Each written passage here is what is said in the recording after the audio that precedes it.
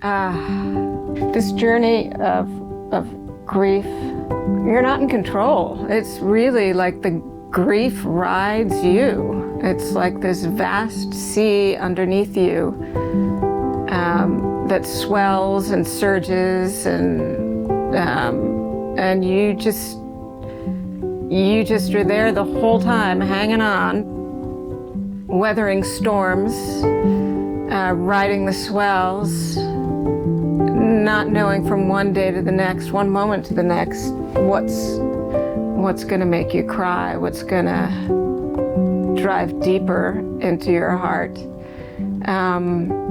2 days ago, I had a really, really, really bad day.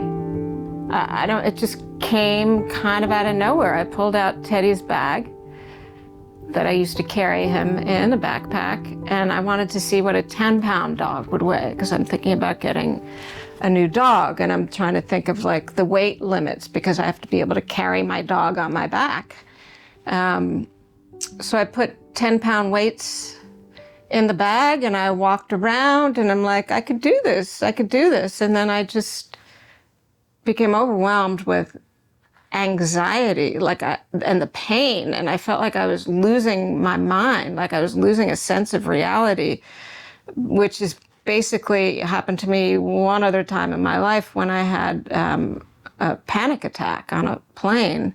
So I quickly took a Valium, and I ran out the door, and I started walking and getting friends on the phone, and I walked 5 miles, and I talked to 3 friends, and then I was okay.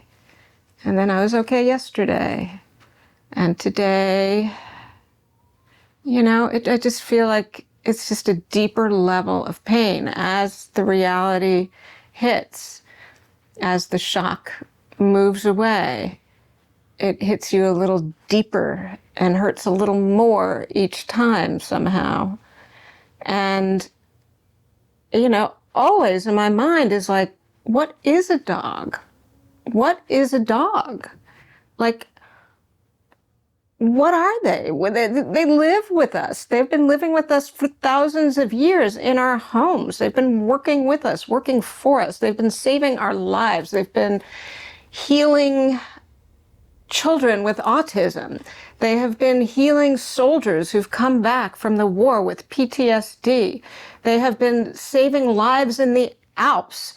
They are these miraculous little creatures, sometimes not so little, that complement our lives to such an extent, and we don't really know what they are. All we know is that they are relegated to a position of status that is so much lower than the status of a human. I mean, so much lower. Like if somebody purposefully killed your dog, it's hardly a crime. It's like a property crime. They're considered things. They're not even considered beings. And we're studying them in labs. There are these dog cognition labs in every major university center, it seems. Yale, University of Pennsylvania, Columbia, Duke. And they're studying dogs' cognition as a way to understand our cognition. Now, what does that mean? Dogs' cognition apparently is very similar to that of a 3-year-old child. Now, back in the day, if somebody didn't progress beyond the cognition of a 3-year-old child, they would be put away, and they were not a valued member of society, and luckily things have changed. But I don't know, that seems like it should earn dogs something more than being considered things that aren't welcome in restaurants, that aren't welcome most places. Most places you go, a dog is not welcome. But they are a part of our family.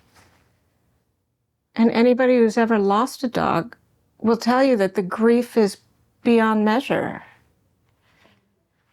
I'm actually right now on my way to a bereavement group for people who have lost their pets.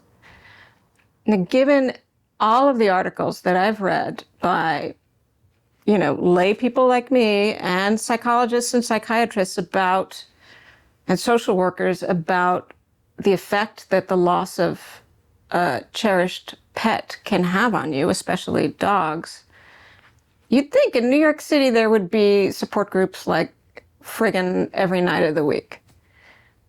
There's actually just one in one place, and it's held once every 2 weeks.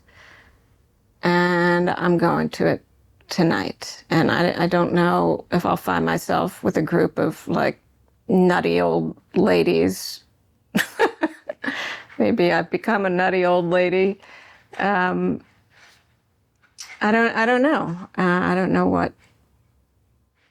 what I will find, but I know that I'm really, really suffering. And although today has not been such a bad day, I've only cried once so far today. This gnawing pain just lives with me constantly. And I don't like feeling this way, and I want to feel better. And I don't really know what to do, and I'm starting to feel kind of trapped in this pain. And I think that may be why I had the anxiety attack, because my anxiety is connected to claustrophobia and feeling trapped. And when feeling this pain that I can't get out of, that I can't stop, it can make you crazy. Anyway, I'm going to stop for now because I have to run out to this meeting. But there's more to say.